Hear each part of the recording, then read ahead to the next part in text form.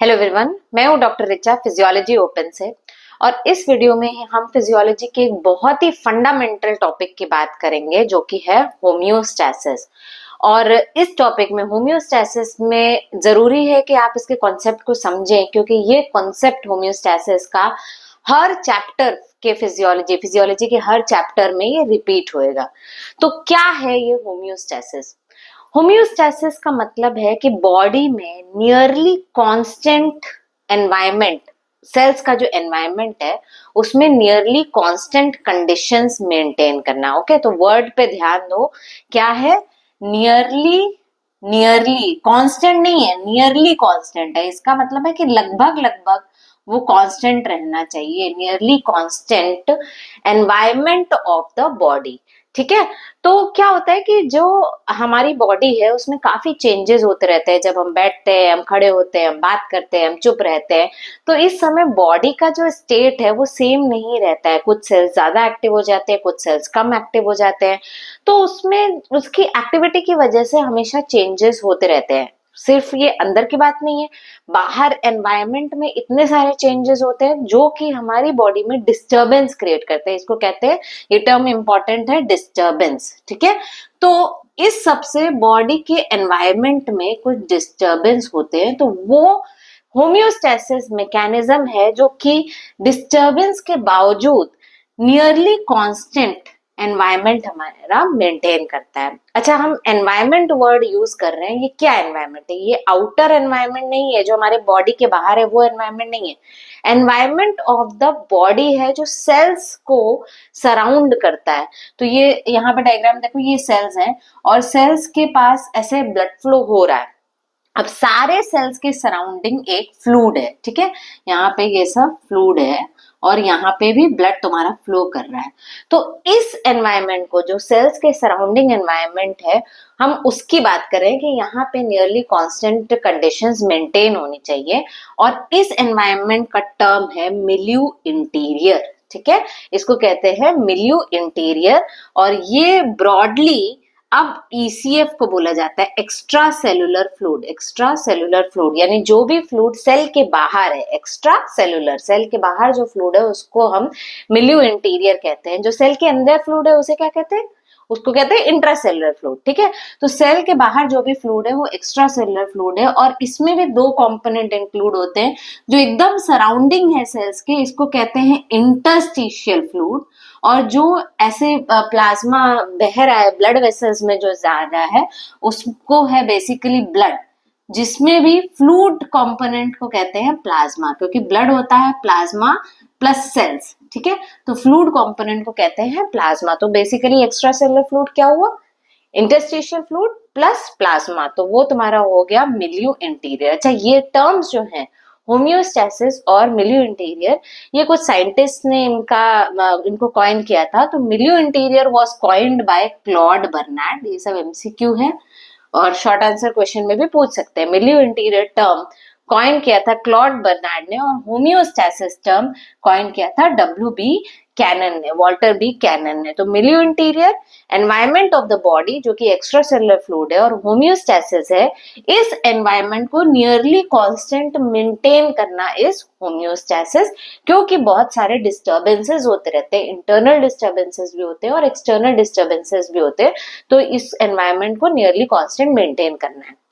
लेकिन अब इसको करना क्यों है कांस्टेंट मेंटेन?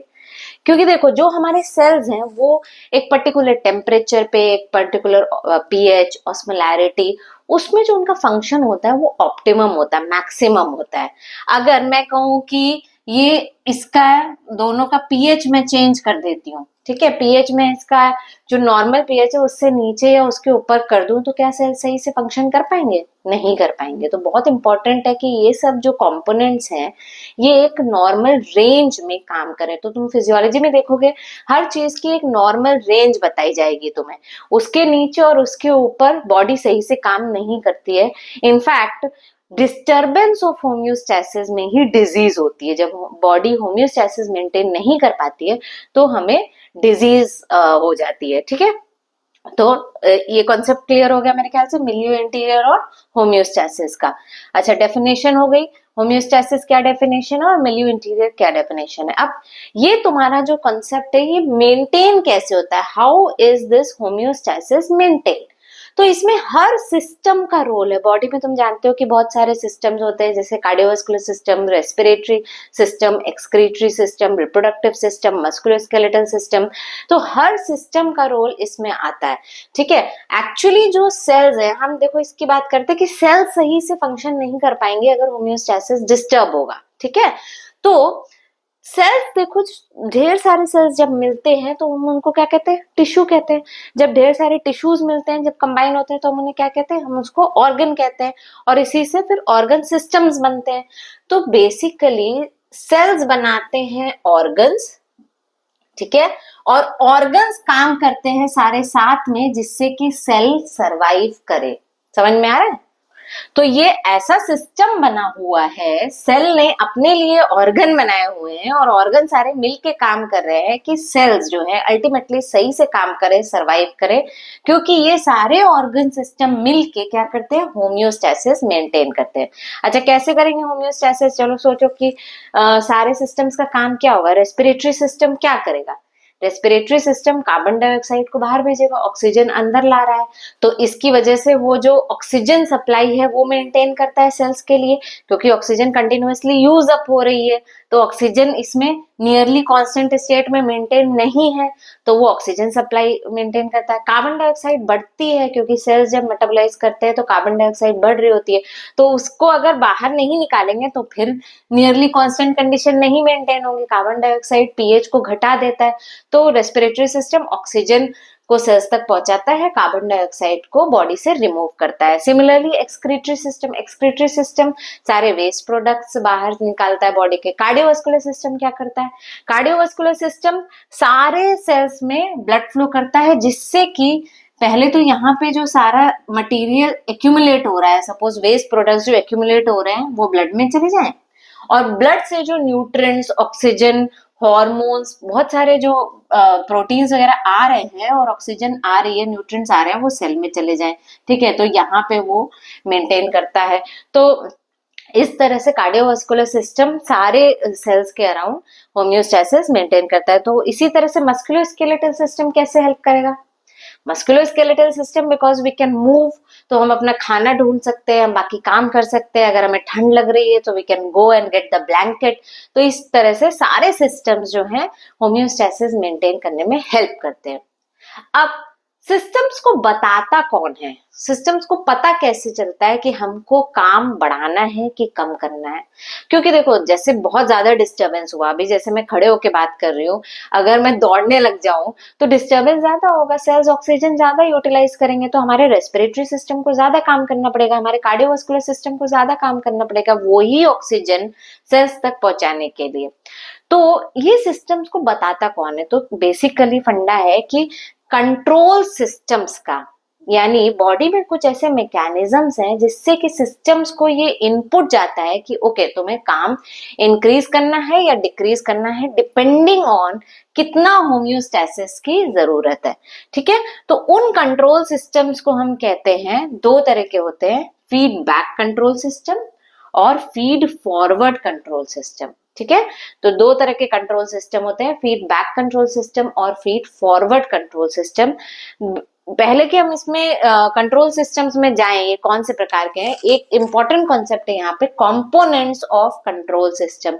यानी कोई भी कंट्रोल सिस्टम में ये कंपोनेंट्स होते हैं, 5 कंपोनेंट, शॉर्ट नोट भी आता है, 5 कंपोनेंट्स ऑफ कंट्रोल सिस्टम। क्या है, सेंसर है, एफरेंट है, कंट्रोल सेंटर है, इफरेंट है और इफेक्टर है, ठीक है। कौन से 5 कंट्रोल सिस्टम के कंपोनेंट्स हुए, सेंसर है, एफरेंट है, कंट्रोल सेंटर है, इफरेंट है और इफेक्टर है, ठीक है। अब इनके काम क्या है, सेंसर वर्ड का मीनिंग है कि वो सेंस करता है। इसका मतलब है कि मान लेते हैं ऑक्सीजन है, तो ऑक्सीजन क्या सही स्टेट में अवेलेबल है, बॉडी को जितनी रिक्वायर्ड है उतनी अवेलेबल है, तो उसके लिए एक सेंसर होगा, उसको कहते हैं जैसे कीमो सेंसर। तो ये तो एक एग्जाम्पल हो गया।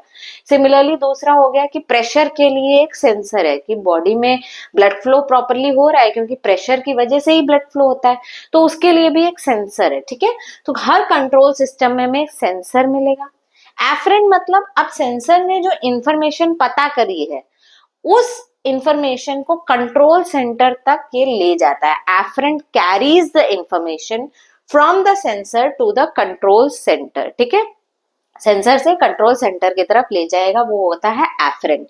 अब कंट्रोल सेंटर क्या करता है, कंट्रोल सेंटर उसको एक सेट पॉइंट होता है, ठीक है, यानी एक वैल्यू से कंपेयर करता है कि बॉडी में इतनी नॉर्मल होनी चाहिए लेकिन इस समय इतनी है। तो वो काम है कंट्रोल सेंटर का कि जो सेंसर ने डिटेक्ट करी है उसको किसी चीज से कंपेयर करता है, सेट पॉइंट उसे कहते हैं, और उसके हिसाब से वो तुम्हारा रिस्पॉन्स करता है। रिस्पॉन्स कैसे करेगा, इफरेंट होता है, वो efferent carries the information from the control centre to the effector, यानी कंट्रोल सेंटर से जो इंफॉर्मेशन है, कंट्रोल सेंटर का जो आउटपुट है वहां से लेके वो इफेक्टर तक जाता है। और इफेक्टर क्या है, इफेक्टर है वो ऑर्गन सिस्टम जो अब रिस्पॉन्ड करेंगे। समझ में आया, उनको कहते हैं इफेक्टर। अब एग्जाम्पल के साथ समझ लेते हैं, मान लेते हैं प्रेशर है, तो सेंसर तुम्हारा होगा उसके लिए कौन सा, बैरो रिसेप्टर। ठीक है, बैरो रिसेप्टर होता है प्रेशर सेंसर। एफरेंट्स होते हैं बैरो रिसेप्टर से कुछ नर्व्स होती हैं जो तुम आगे पढ़ोगे भी कार्डियोवास्कुलर सिस्टम में, 9th and 10th cranial nerves होती हैं। कंट्रोल सेंटर जो है इसका मेडुला में लोकेटेड है, ठीक है, वहां तुम पढ़ोगे बहुत सारे न्यूक्लियाई हैं। फिर इफरेंट तुम्हारा हो जाता है वहां पे ऑटोनॉमिक नर्वस सिस्टम की नर्व्स हो जाएंगी, that is sympathetic and parasympathetic nerves. और इफेक्टर क्या हो जाएगा, तुम्हारा हार्ट हो जाएगा और ब्लड वेसल्स हो जाएंगी, ये तुम्हारे इफेक्टर हो जाएंगे। तो या तो अगर प्रेशर ज्यादा है तो हार्ट कम काम करेगा, अगर प्रेशर कम है तो हार्ट ज्यादा काम करेगा। तो ये तुम्हारा हो जाता है 5 कंपोनेंट्स। अब सेंसर पे जो एक्ट करता है वहां पे एक टर्म है स्टिमुलस, ठीक है, स्टिमुलस। और इफेक्टर से जो काम आता है, जो वो कर रहा है, उसको कहते हैं रिस्पॉन्स। क्या रिस्पॉन्स होगा, जैसे बीपी बढ़ गया तो रिस्पॉन्स क्या होगा, हार्ट का कम काम करना। हार्ट इज द इफेक्टर और उसका रिस्पॉन्स क्या होता है, वो कम कॉन्ट्रैक्शन करेगा, उसका हार्ट रेट डिक्रीज हो जाएगा, तो उसको कहते हैं रिस्पॉन्स। ठीक है, तो ये हो जाता है तुम्हारा components of the control system. कौन से 5 कंपोनेंट्स है, sensor, afferent, control centre, efferent और इफेक्टर। और सेंसर पे काम करता है स्टिमुलस और इफेक्टर से आता है रिस्पॉन्स। स्टिमुलस भी बहुत अलग अलग प्रकार के होते हैं, जैसे तुम्हारा कीमो स्टिमुलस हो गया, केमिकल हो गया, मैकेनिकल स्टिमुलस हो गया। तो इस तरह के तुम अलग अलग स्टिमुलस पढ़ोगे कि कौन से स्टिमुलस हैं जो सेंसर डिटेक्ट करता है। अब आते हैं तुम्हारा कंट्रोल सिस्टम्स पे, बहुत इंपॉर्टेंट है।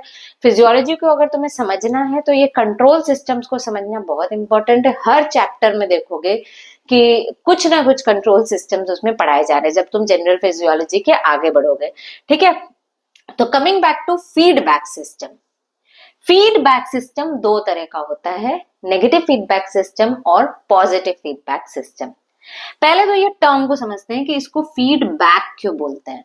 तो देखो, ये मैंने यहाँ पे एक छोटा सा फ्लो चार्ट बनाया है। इनपुट होता है, इनपुट ये जो तुम्हारा सेंसर एफरेंट कंट्रोल सेंटर तक ले जा रहा है, वो इंफॉर्मेशन गई, वो होता है तुम्हारा इनपुट। ठीक है, अगर इनपुट बढ़ा हुआ है, जैसे कि मान लेते हैं प्रेशर बढ़ा हुआ है, चलो ग्लूकोज का एग्जांपल ले लेते हैं, मान लेते हैं कि ग्लूकोज बॉडी में बढ़ा है, तो ये इंफॉर्मेशन तुम्हारे कंट्रोल सेंटर तक गई और कंट्रोल सेंटर क्या करेगा, कंट्रोल सेंटर ग्लूकोज को डिक्रीज करेगा। समझ में, तो क्या हुआ, इनपुट बढ़ा तो आउटपुट डिक्रीज हुआ, और ये जो इंफॉर्मेशन, ये जो आउटपुट है, वापस से यहाँ पे सेंसर इसको सेंस करेगा, तो output is fed back as input, इसलिए उसको फीडबैक बोलते हैं कि जो भी आउटपुट हुआ it is fed back. Fed back English का टर्म है कि मतलब वो वापस से एज इनपुट सेंसर उसको डिटेक्ट करेगा। तो इसका मतलब है सेंसर हमेशा एक्टिव रहेगा। मान लेते हो तुम्हारे ग्लूकोज लेवल है, सेंसर हमेशा उसको डिटेक्ट करता रहेगा ग्लूकोज लेवल को। अगर ग्लूकोज ज्यादा हो रहा है तो सिस्टम, ये वाला जो तुम्हारा सिस्टम है जिसके 5 कंपोनेंट है, वो ग्लूकोज को डिक्रीज कर देगा। अगर ग्लूकोज कम हो रहा है तो क्या करेगा फीडबैक सिस्टम, इसको नेगेटिव फीडबैक सिस्टम इसको ग्लूकोज को बढ़ा देगा। समझ में आया? तो नेगेटिव फीडबैक सिस्टम कैसे डिफाइन करेंगे? पहले तो फीडबैक मतलब output is fed back as input into the system, यानी आउटपुट हमेशा सेंस हो रहा है। नेगेटिव फीडबैक किसको बोलेंगे? नेगेटिव फीडबैक है जो चेंज है तुम्हारा, फाइनल जो चेंज है वो इनपुट के ऑपोजिट डायरेक्शन में होता है। समझ में आया? अगर इनपुट बढ़ा हुआ है तो आउटपुट कम होगा, अगर इनपुट कम है तो आउटपुट ज्यादा होगा। ग्लूकोज बॉडी में बढ़ता है, मान लेते जब हमने खाना खाया है तो बॉडी में ग्लूकोज बढ़ रहा है तो इंसुलिन रिलीज होती है। इंसुलिन रिलीज करके क्या करता है? इंसुलिन ग्लूकोज लेवल को डिक्रीज करती है। तो वो क्या हो गया? नेगेटिव फीडबैक सिस्टम हो गया। समझ में आया? सेम अगर बहुत टाइम से हमने खाना नहीं खाया है तो इंसुलिन के लेवल्स कम हो जाएंगे, बाकी हार्मोन्स के लेवल बढ़ेंगे, जिससे कि तुम्हारा ब्लड में ग्लूकोज मेंटेन रहे। ग्लूकोज बॉडी से रिलीज होता है, ग्लाइकोजन स्टोर है, उससे उसको ब्रेक डाउन करके ग्लूकोज रिलीज होता है। समझ में आया? तो ये तुम्हारा हो गया नेगेटिव फीडबैक सिस्टम। 5 कंपोनेंट्स हैं। अगर तुम एग्जाम में लिखोगे तो तुम्हें ये 5 कंपोनेंट्स लिखने होंगे। अभी हो सकता है तुम्हें समझने में थोड़ी दिक्कत आए, तुम्हें थोड़ा सा रट्टा करना पड़ेगा, लेकिन जैसे जैसे कार्डियोवास्कुलर सिस्टम, रेस्पिरेटरी सिस्टम, एक एक सिस्टम पढ़ते चले जाओगे तुम्हें ये समझना काफी आसान हो जाएगा। ठीक है? तो यहाँ पे मैंने एक बैरो रिफ्लेक्स का एग्जाम्पल दिया था, वही तुम नेगेटिव फीडबैक में लिख सकते हो। ठीक, चलो पॉजिटिव फीडबैक की बात कर लेते हैं। तो अगेन ये फीडबैक है, इसका मतलब है कि आउटपुट इज फेड बैक। ठीक है? Output is fed back.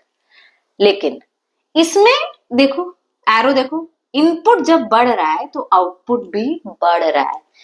Negative feedback में क्या था? इनपुट बढ़ रहा है, आउटपुट डिक्रीज हो रहा है। तो इसमें ये देखो, यहाँ पे ये एक बैक साइन बनाया था और यहाँ मैंने एक नेगेटिव साइन बनाया है। इसका मतलब है कि जो आउटपुट है अब ये इसमें गया और इसने कंट्रोल सिस्टम को बोला कि थोड़ा कम काम करो, तुमने इतना काम कर लिया, मुझे डिक्रीज कर दिया, अब तुम काम कम करो जिससे मैं बहुत ज्यादा डिक्रीज ना हो। ठीक है? उल्टा हो रहा है पॉजिटिव फीडबैक में कि जब इनपुट बढ़ रहा है तो ही आउटपुट भी बढ़ रहा है। इसका मतलब है कि आउटपुट, अब ये देखो इस यहाँ पे पॉजिटिव फीडबैक दे रहा है, ये पॉजिटिव साइन है, ये नेगेटिव साइन है। याद रखो जब भी नेगेटिव फीडबैक पॉजिटिव फीडबैक बनाओगे, ये नेगेटिव साइन और ये पॉजिटिव साइन बनाना बहुत ज्यादा जरूरी है। उसी से समझ आता है कि ये नेगेटिव फीडबैक बना रहे हो कि पॉजिटिव फीडबैक बना रहे हो। तो इसमें आउटपुट ने सिस्टम को बोला कि मुझे और बढ़ाओ। तो कैसे डिफाइन करेंगे पॉजिटिव फीडबैक को? कि output change is in the same direction as the input, यानी इनपुट बढ़ा तो आउटपुट बढ़ा, इनपुट कम हुआ तो आउटपुट कम हुआ। हमने नेगेटिव फीडबैक में क्या देखा था? Output direction is in the opposite direction, output change is in the opposite direction as the input. Input बढ़ा तो आउटपुट तुम्हारा कम हो रहा है नेगेटिव फीडबैक में। पॉजिटिव फीडबैक में इनपुट बढ़ा, आउटपुट भी बढ़ा, उल्टा भी है, इनपुट कम हुआ तो आउटपुट भी कम हुआ। ठीक है? एग्जाम्पल इसके मेन तुम 5 पढ़ोगे। ठीक है? तो पहला है कि जैसे clot formation, clot formation start होता है और वो तभी रुकता है जब क्लॉट पूरा बन जाता है। तो ये तुम्हारा तुम हीमोस्टैसिस में पढ़ोगे, जब ब्लड लॉस हो रहा है बॉडी में तो बॉडी में कुछ ऐसे मैकेनिज्म्स एक्टिवेट होते हैं जिससे कि क्लॉट फॉर्मेशन होता है। ठीक है? तो मैं अभी 5 एग्जांपल्स तुम्हें बता दे रही हूँ, लेकिन इसके बारे में डिटेल हम बाद में पढ़ेंगे। ठीक है? तो क्लॉट स्टार्टेड, क्लॉट फॉर्म्ड, फिर action potential generation second example है। थर्ड एग्जाम्पल है ओव्यूलेशन, फिर लैक्टेशन और पार्चुरेशन। ठीक है? ये 5 एग्जाम्पल्स बहुत इंपॉर्टेंट है। बॉडी में और भी बहुत सारे एग्जाम्पल है पॉजिटिव फीडबैक के, लेकिन अभी तुम्हें ये 5 एग्जाम्पल्स याद रखना जरूरी है। क्लॉट स्टार्टेड, क्लॉट फॉर्म, तो इसको कह सकते हैं clotting mechanism, clotting mechanism, action potential generation, ovulation, parturition और लैक्टेशन। तो ये था बेसिक फंडामेंटल फीडबैक मैकेनिज्म्स के बारे में। अब बात करेंगे फीड फॉरवर्ड मैकेनिज्म की। फीड फॉरवर्ड, ठीक है? ये क्या होता है? फीडबैक में हमने देखा कि आउटपुट जो है इनपुट की तरह डिटेक्ट हो रहा है। अब मैं तुम्हें एक एग्जांपल देती हूँ। मान लेते हैं तुम्हें प्यास लगी है, तो प्यास क्यों लगती है? या तो बॉडी में जो तुम्हारा ब्लड वॉल्यूम है उसको थोड़ा सा कम हो रहा है, बहुत ज्यादा नहीं, बहुत बॉडी में ये सब मैकेनिज्म बहुत सेंसिटिव होते हैं, थोड़ा बहुत भी इधर उधर चेंज होता है तो ये डिटेक्ट करते हैं और तुम्हें ऐसा लगेगा जब बॉडी का वॉल्यूम थोड़ा सा कम हो रहा है तो तुम्हें प्यास लगेगी। या दूसरा होता है ऑस्मोलैरिटी, ऑस्मोलैरिटी अगर बढ़ गई तो भी तुम्हें प्यास लगेगी। ठीक है, तुम्हें प्यास लगी और तुमने पानी पिया, पानी पिया तो अभी तुमने जब पानी पिया तो it went into your stomach, अभी तुम्हारे स्टमक में ही है पानी, तो तुम फिर प्यास तुम्हारी बुझ जाती है, तुम कहोगे हाँ इतना पानी पी लिया, प्यास रुक गई। लेकिन अभी तो पानी स्टमक में है, अभी उसको अब्सॉर्ब होके ब्लड में जाना है, जब वो अब्सॉर्ब होके ब्लड में जाएगा तभी वो चेंज होगा ब्लड वॉल्यूम। लेकिन तुम्हारे जो सेंसर्स हैं आप कह रहे हैं हाँ ठीक है सब, तो ये कैसे है? तो देखो, जो ब्लड वॉल्यूम जिसने डिटेक्ट किया उसका काम है ब्लड वॉल्यूम करेक्ट करना। इसका मतलब है कि ब्लड वॉल्यूम कम हुआ तो वो ब्लड वॉल्यूम इंक्रीज कर रहा है। ये कौन सा मैकेनिज्म है? ये फीडबैक मैकेनिज्म है। ब्लड वॉल्यूम कम हुआ तो सिस्टम एक्टिवेट हुआ जिससे तुम पानी पियो और ब्लड वॉल्यूम इंक्रीज हो जाए, तो ये हो गया तुम्हारा feedback mechanism. Feed forward mechanism इसी में चल रहा है, जो कि है तुमने पानी पिया लेकिन अभी ब्लड वॉल्यूम करेक्ट नहीं हुआ है, लेकिन तुम रुक गए। इसका मतलब है तुम्हारी बॉडी में कुछ ऐसे सेंसर्स ने काम किया जिन्होंने बताया कि ओके अभी तुमने इतना पानी पी लिया है, that much water is enough for correction of the blood volume, इतना पानी ब्लड वॉल्यूम को करेक्ट करने के लिए काफी है। अभी करेक्ट नहीं हुआ है लेकिन उन्होंने पहले से ही बता दिया ऐसा है, तो उसको कहते हैं फीड फॉरवर्ड मैकेनिज्म। तो एक्चुअली ये फीड फॉरवर्ड मैकेनिज्म मेन तुम्हारे स्टिमुलस को नहीं डिटेक्ट कर रहे हैं, ये तुम्हारा ब्लड वॉल्यूम को नहीं डिटेक्ट किया, ये डिटेक्ट करते हैं डिस्टर्बेंस को। डिस्टर्बेंस, ये देखो इंपॉर्टेंट डिफरेंस है इसमें, और इसमें बहुत सारे एमसीक्यूज आते हैं तुम्हारे आजकल नीट पीजी में, तो कॉन्सेप्ट को समझना इंपॉर्टेंट है। शुरुआत से ही कॉन्सेप्ट अगर समझते चलोगे तो बाद में बहुत आसानी होगी। ठीक है, तो फीड फॉरवर्ड मैकेनिज्म तुम्हारा डिस्टर्बेंस को डिटेक्ट करते हैं। एक दूसरा एग्जाम्पल मैं तुम्हें बताती हूँ कि जो तुम्हारा टेम्परेचर रेगुलेशन है, मान लेते हैं कि बॉडी टेम्परेचर एक पर्टिकुलर रेंज में तुम्हारा मेंटेन होना चाहिए, जिस रेंज को हम क्या कहते हैं? Set point. सेट पॉइंट उसका नाम है, वो एक पॉइंट नहीं है, वो एक नंबर नहीं है, वो रेंज है। ठीक, तो अब तुम्हारा बॉडी टेम्परेचर एक पर्टिकुलर रेंज में होना चाहिए।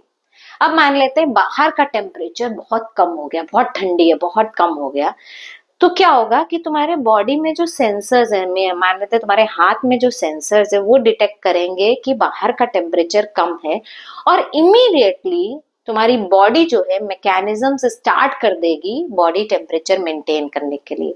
ये देखो कि अभी बॉडी टेम्परेचर, अंदर का टेम्परेचर चेंज नहीं हुआ है, बाहर का टेम्परेचर उसने डिटेक्ट किया तुम्हारे यहाँ पे जो थर्मल रिसेप्टर्स हैं उससे, और पहले ही उसने एक्टिवेट कर दिया, क्योंकि अगर वो एक्टिवेट नहीं करेगा तो हार्मफुल है, बॉडी टेम्परेचर चेंज हो जाएगा तो वो लेट काम करना शुरू करेगा। अच्छा बॉडी टेम्परेचर चेंज हो गया, अब मैं इसको डिटेक्ट करता हूँ, अब मैं इसको करेक्ट करता हूँ, तो वो भी मैकेनिज्म है, लेकिन ये एक एंटीसिपेटरी मैकेनिज्म है। एंटीसिपेटरी मतलब वो पहले से ही पता कर ले रहा है कि अच्छा इतना टेम्परेचर चेंज हुआ है तो मैं बॉडी में पहले ही से एक्टिवेशन कर देता हूँ, शिवरिंग कर देता हूँ, इसको बोल देता हूँ जाओ ब्लैंकेट लेके आओ, तो तुम्हें फील होगा कि ओके मैं सुकड़ के बैठता हूँ, I will take the blanket. तो ये सबसे तुम्हारा प्रोटेक्टिव मैकेनिज्म पहले ही शुरू हो जाएगा। तो फीड फॉरवर्ड जो है डिस्टर्बेंस डिटेक्ट करता है, उसने एनवायरमेंट टेम्परेचर जो डिस्टर्बेंस है वो डिटेक्ट किया और उससे जो है बॉडी के मैकेनिज्म्स जो है एक्टिवेट कर दिए होम्योस्टैसिस मेंटेन करने के लिए। ठीक है,